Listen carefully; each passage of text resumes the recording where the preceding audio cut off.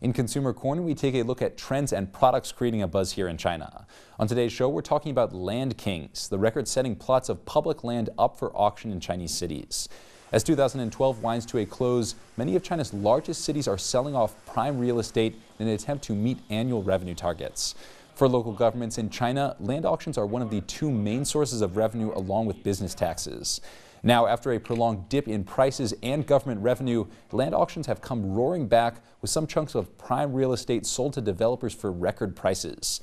Chinese have a special term to refer to the most expensive piece of land sold in each city, Diwang, or Land King. The moniker is pronounced exactly the same as one Chinese term for emperor, implying this piece of turf's dominance over the real estate market. Recently, a number of first and second-tier cities have auctioned off real estate that has become the city's new land kings. In Shanghai, a prime lot in the city's Huangpu district sold for a full $5,788 per square meter. Beijing is looking to match or beat this with a plot in the city's desirable Chaoyang district. The Municipal Bureau of Land and Resources has set an initial asking price of $5,435 per square meter on the land, set to go up for auction in mid-December. An industry insider told the Economic Observer that the Beijing land plot is at such a desirable location that it could reach a price of $16,000 per square meter when it goes on sale. That would be a simply astounding sum, but not outside the realm of possibility. The land is located next to Beijing's largest park and is walking distance from the ritzy shopping and nightlife area known as Sanlitun. But the Land King craze hasn't just affected China's top cities. The title of National Land King, based on total price paid, actually belongs to a piece of turf in Nanjing. On November 30th, China Metallurgical Group Corporation spent over $900 million to secure the 90-acre plot of land in Nanjing, making it the currently reigning Land King of 2012 by total price paid.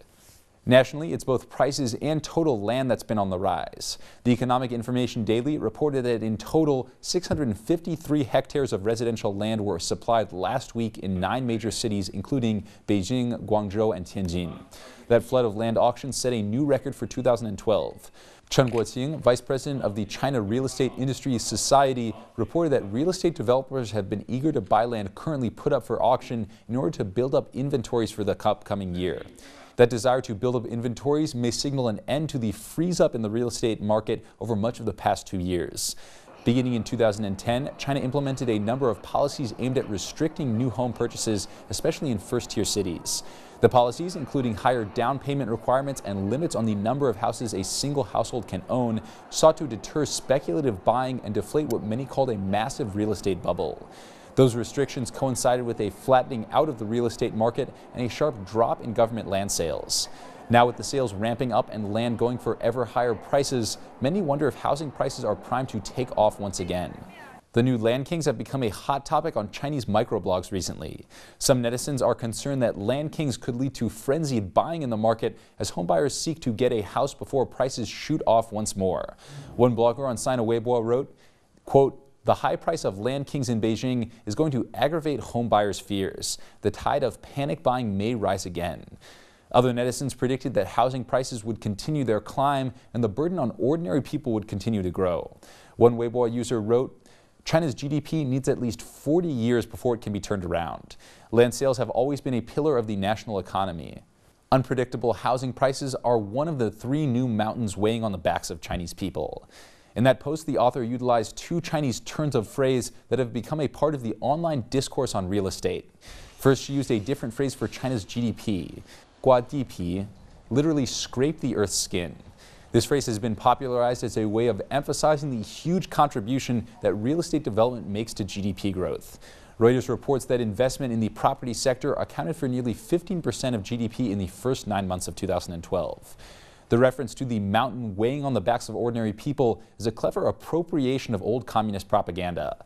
The phrase "san zuo da shan," or 3 big mountains, was used to condemn 3 forces that weighed on the backs of Chinese people before 1949: imperialism, feudalism, and bureaucrat capitalism.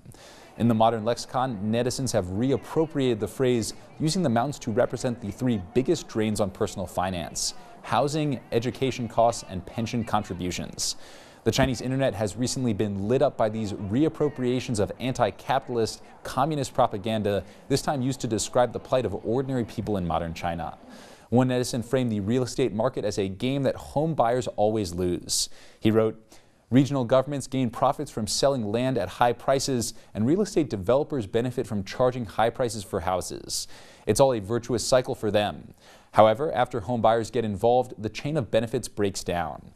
Why is it that we consumers have to accept these sky-high housing prices with tears in our eyes?